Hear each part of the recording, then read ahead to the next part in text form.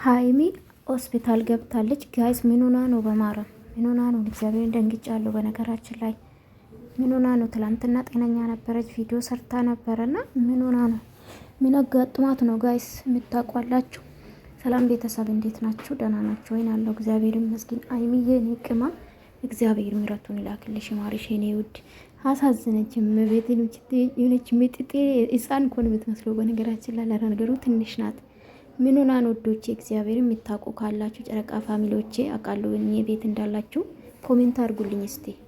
ምን አጋጥሟት ነው? በማረም ታውቃላችሁ። ዛሬ ታይተን ነገ ማንታይበት ዘመን ውስጥ ነን ያለነውና አላቅ ምን እንዳጋጠማት ጋይስ። ትላንትና ጤነኛ ነበረችና እንደው እግዚአብሔር ይማራት፣ እግዚአብሔር ምሕረቱን ይላክልሽ የኔ ቆንጆ። በመስሙር ነው ለቀቀችው።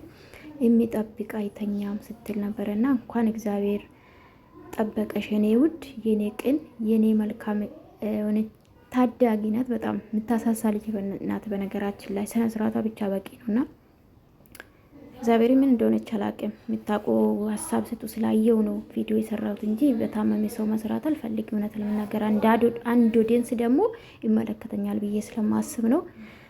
ውዶች የምታውቁ ካላችሁ ድንገት ምን አጋጥሟት ነው? ምን ሆና ነው ሆስፒታል ልትገባ የቻለችው? ግሉኮስ ተደርጎላታል ምናምን እጇ ላይ አላቅም ምን እንዳጋጠማት።